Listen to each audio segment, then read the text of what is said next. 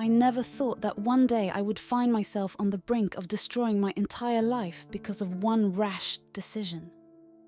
But how often do we lie to ourselves, believing we have complete control over our fate? My story doesn't begin with disaster, but with a small drop that eventually stirred a storm. My life couldn't be called unhappy. It was stable, predictable. There was no room for anxiety or risk.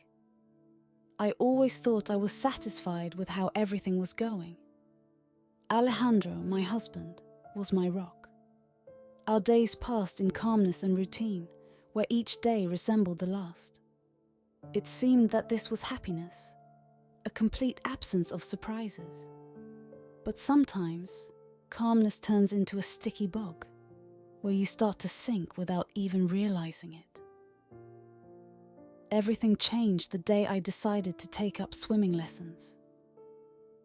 The sports club I attended was a place where I could escape from the daily grind and focus on myself. I had long wanted to learn how to swim properly, but there were always excuses, either not enough time or a lack of confidence. But this time I was determined. It was there in the pool that I met Max. Young, energetic, with a radiant smile and a spark in his eyes that was hard to ignore. Max turned out to be my husband's nephew, someone I had only heard about in passing. His appearance in my life was like a breath of fresh air that I desperately needed. I never thought I would meet someone who could awaken feelings in me that I had long locked away. Alejandro had been my husband for many years, and during that time, our relationship had become predictable, calm. We loved each other. But the passion that had once been there had long since faded. I had grown accustomed to this, accepted it as normal, believing that this was how things were supposed to be. But Max, he was entirely different. Youth, energy, and cheerfulness practically radiated from him. Every time I came to my swimming lessons, I felt my heart start to race the moment I saw him. I wanted to convince myself that it was just admiration for his skills as a coach, but as it turned out, it was something much deeper. Max was teaching me the proper swimming technique, which required physical contact. His hands slid across my skin, guiding me, correcting my posture. I was only in a swimsuit, and every touch of his sent warmth and a tremor through my entire body. I tried not to give it too much significance, but with each lesson it became harder and harder. Sometimes our eyes would meet, and I saw something in his gaze that made me feel alive in a way I hadn't in years. These casual touches and glances awakened something in me that I thought was long forgotten. Max was like a spark that ignited a fire within me, and that fire grew brighter with each passing day. I tried to ignore these feelings, convincing myself that it was just my mind playing tricks on me. But the more I tried to resist, the stronger the attraction became. I knew I was playing with fire, but I couldn't stop. And deep down, I was already beginning to realize that this attraction could lead to consequences I hadn't even begun to consider. The more time I spent with Max, the stronger our attraction became. We started training more often, and I noticed how my interest in swimming was gradually turning into something more. I could feel my body becoming stronger, each muscle gaining definition and firmness. But something had also changed inside me. Every time Max was near, I felt an energy that pulled us closer together. These sessions were no longer just training. Max put his heart and soul into them, and I responded in kind. I enjoyed learning from him, and I wanted to spend more time with him. It seemed that swimming had become more than just a hobby. It was a way for me to feel truly alive. I started thinking about how to make our sessions more frequent and more private. Soon, I suggested to Max that we move our training sessions to my private pool at home. The idea seemed logical. There, we could practice without prying eyes, in complete seclusion. Max agreed without hesitation. This decision opened a new chapter for us, one that I knew could change everything.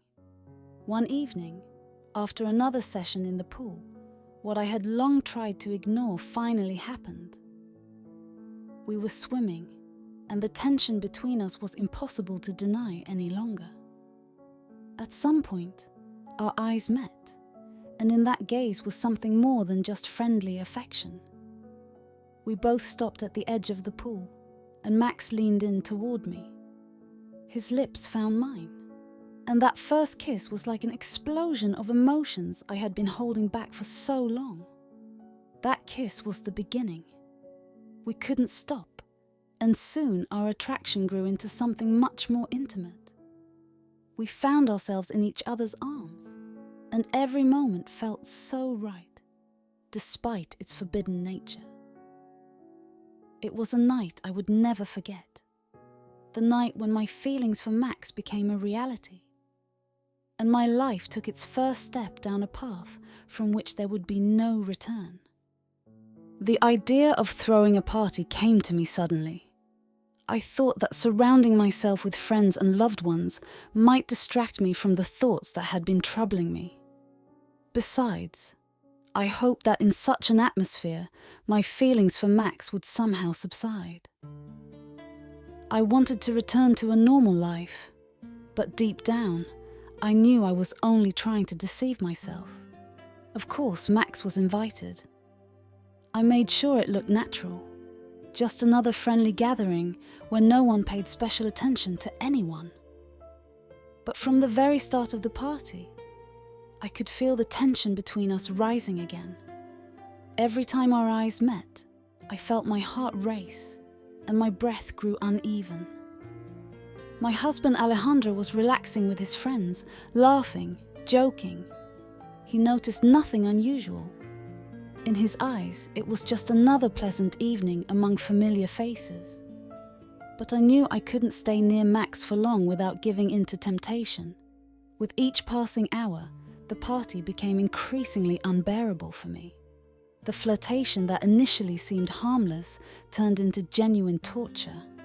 Max seemed to enjoy this game, delving deeper into my thoughts each time. At some point, I realized I couldn't take it anymore. I decided to go to bed, hoping that being in my bedroom would help me escape the temptation. As I said my goodbyes to the guests and climbed the stairs, I felt the tension slowly leave me. Lying in bed, I hoped for peace, but peace was short-lived. That night, after the party had ended, I heard a soft knock on the bedroom door. I knew who it was before he even spoke. Max entered the room, his voice soft and enveloping as he whispered, suggesting we swim in bed together in rhythm. It was an innocent joke on the surface, but I knew there was much more behind it. I turned away, facing the wall, trying to ignore the growing excitement, but Max didn't retreat. He came closer, and instead of starting a conversation or making any overt moves, he quietly lay down behind me. I could feel his presence, his warmth, as he gently placed his hands on my waist. He pressed his body against mine, and I immediately felt his tension pressing against my buttocks. My breath quickened with each passing moment as his touch awakened the feelings I had tried so hard to suppress. I knew I should have pulled away, told him no, but I couldn't. This night became a test for me, one I had already lost from the start. After that night when Max came to my bedroom, our relationship became unstoppable. The party was just the beginning, igniting a fire that could no longer be extinguished. We couldn't hide our desire any longer, and every night we spent together was filled with unbridled passion. The pool became our battleground, where we fought against our forbidden cravings.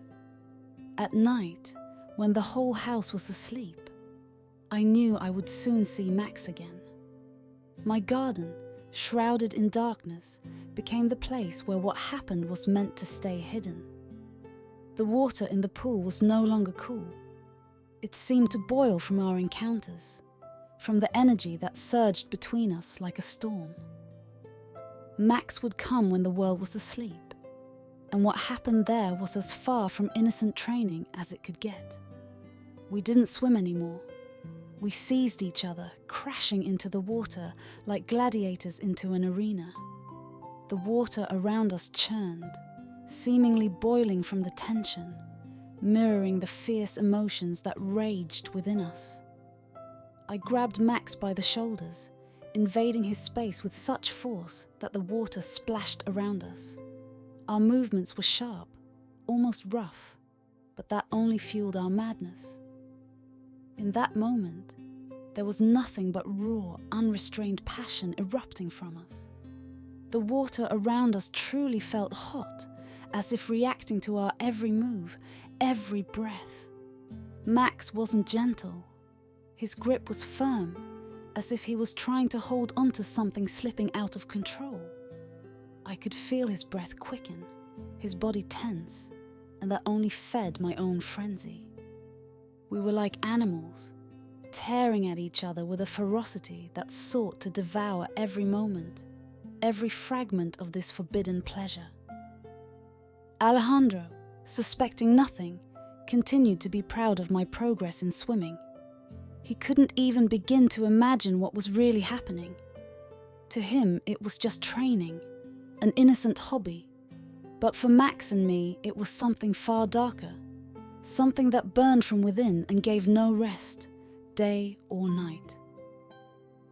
These nights in the pool were our way of unleashing the wild energy that had taken hold of us.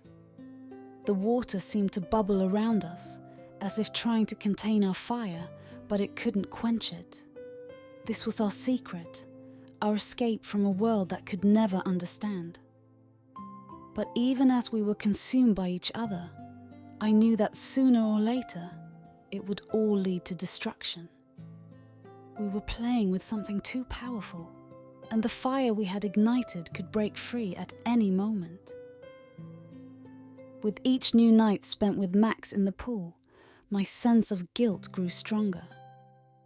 Although our secret meetings brought me indescribable pleasure, I increasingly found myself thinking that the situation was spiraling out of control. The moral conflict became unbearable, as if two parts of my soul were pulling me in opposite directions. On one hand, I knew I was betraying Alejandro in the worst possible way, but on the other, I couldn't resist the passion that raged between Max and me. I began to realize that Max and I were walking a dangerous line, and each new encounter only made things worse. But despite these thoughts, I continued to take risks. Perhaps it was because I had gone too far and couldn't see a way back. One of the most alarming moments for me came one morning when Alejandro unexpectedly decided to join our training session in the pool. I tried to stay calm, but inside, everything was churning. Max seemed tense too, but he tried to keep it together. The three of us were swimming when Alejandro noticed something unusual. His gaze lingered on Max a little longer than usual, and I realized he had noticed the tension in Max's lower body.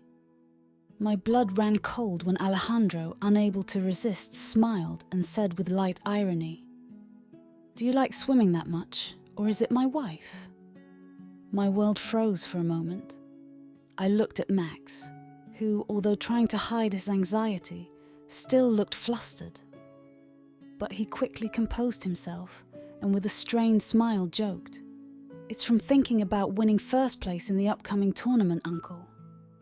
Then apologizing, Max quickly exited the pool, saying he'd better put on his swim trunks so as not to embarrass me and Alejandro. I watched Max walk away, knowing that his calm demeanor was just a facade. In reality, he was on the verge of a nervous breakdown. I tried to maintain my composure in front of Alejandro, but my mind was overwhelmed with fear and guilt. I knew this was a sign that Max and I had gone too far, but I didn't know how to stop.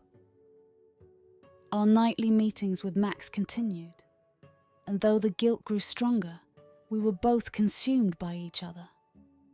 It was a dangerous game, and I knew that sooner or later it would all come crashing down, but I couldn't stop. That night, however, everything went horribly wrong. Max and I were once again in the pool. The water was warm, and our bodies moved through it like predators, ready to pounce on each other. Our encounters had become more intense, each one feeling like it might be the last, as if we both sensed that this couldn't continue forever. I was drowning in passion, ignoring all the warnings from my mind. But just as our bodies became one, I heard a sound. The front door opened.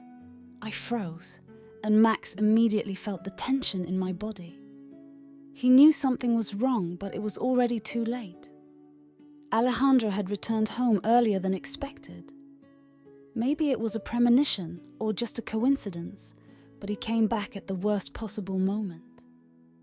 I didn't even have time to react before he was already standing at the edge of the pool, witnessing what was unfolding before his eyes.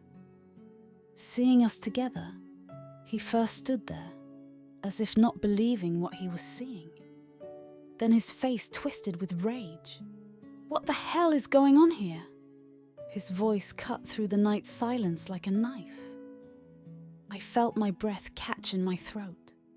Max tried to get out of the water, but Alejandro, enraged by the betrayal, lunged at him. A scuffle broke out between them, leaving no room for reason, only fury and pain. Max tried to defend himself, but he was clearly unprepared for such a reaction.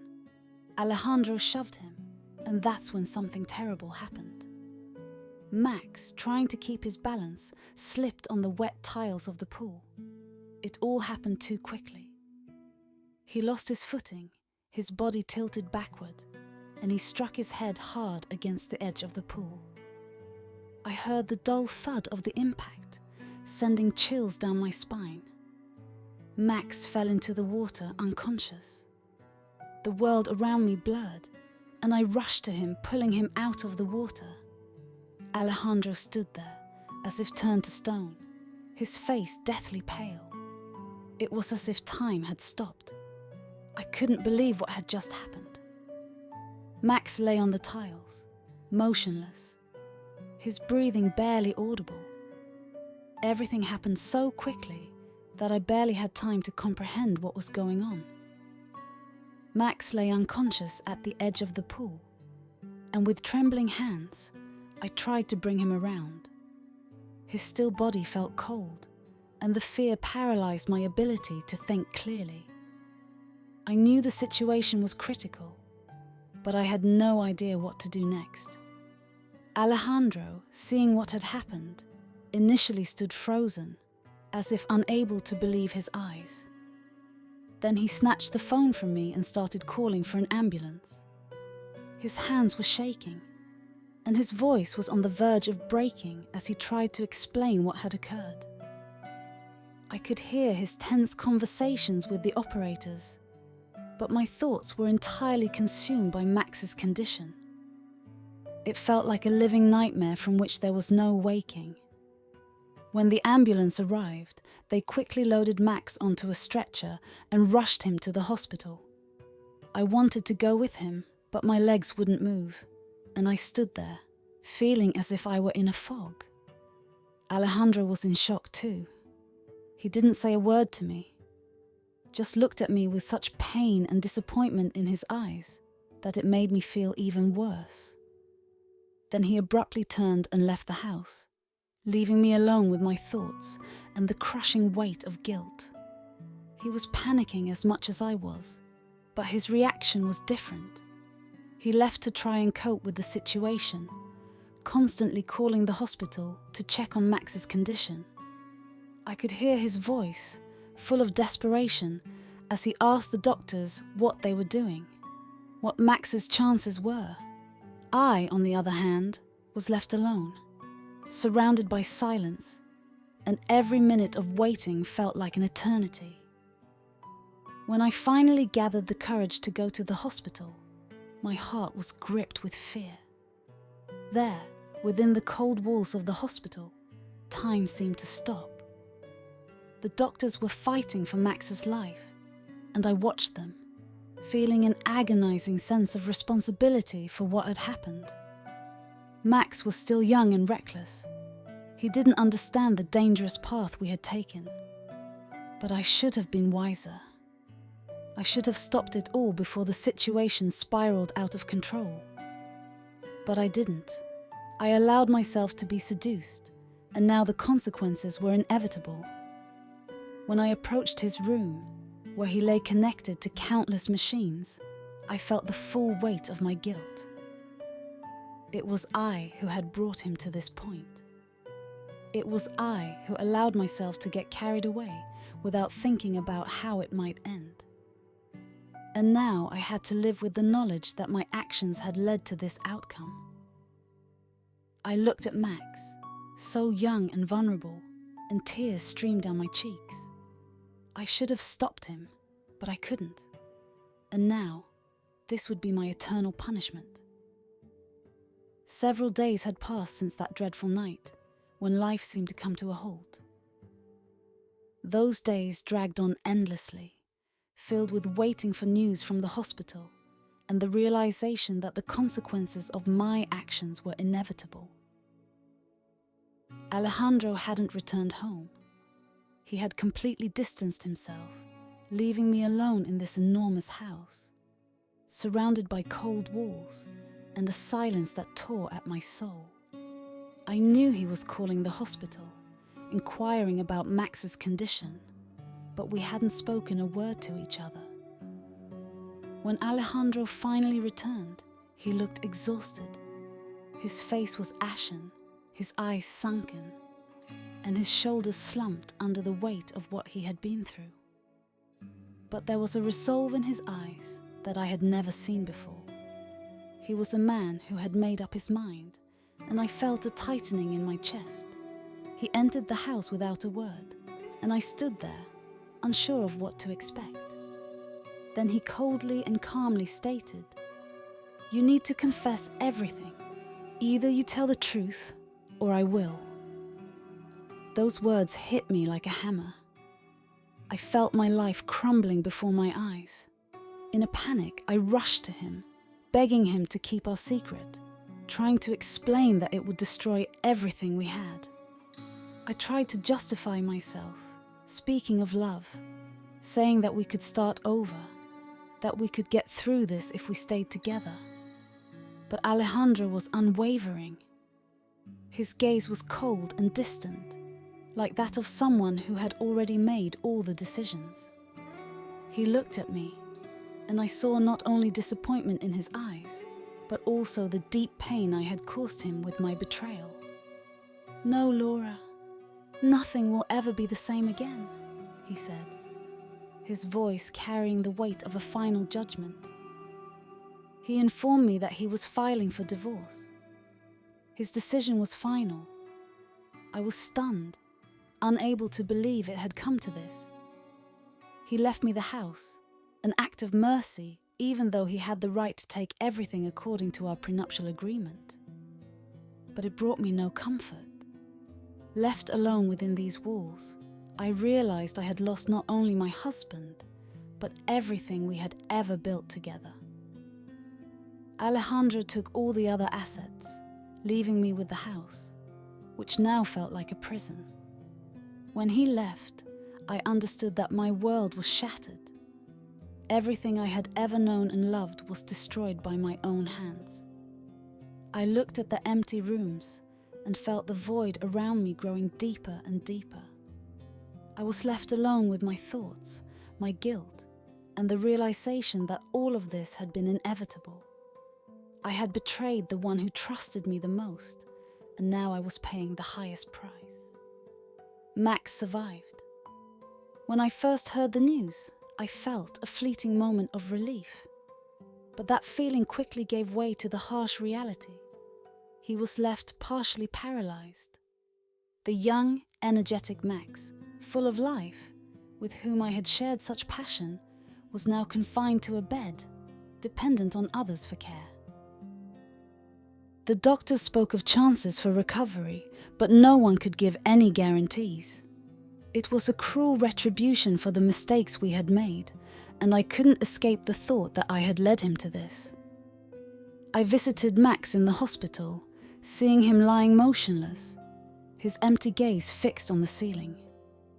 I tried to talk to him, to express how sorry I was, but the words caught in my throat. He didn't want to see me, and I understood why. His life was ruined, and my role in it was undeniable. Every time I looked at him, I saw the consequences of my actions, and the pain became even more unbearable. Meanwhile, Alejandro filed for divorce. He no longer wanted to see or hear from me. For him, our marriage was irrevocably broken, and there was no point in trying to save it.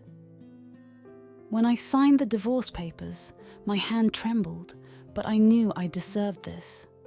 I had destroyed everything we had, and now I had to accept the consequences. He left me the house, but this act of mercy felt hollow. The home that had once been a place of happiness was now a reminder of what I had lost. The rooms where we had laughed, loved, and made plans for the future now felt cold and alien. I wandered through those empty halls like a ghost, unable to find peace. I was alone. I had lost the husband who had once meant everything to me, and lost the lover for whom I had risked everything for a forbidden passion.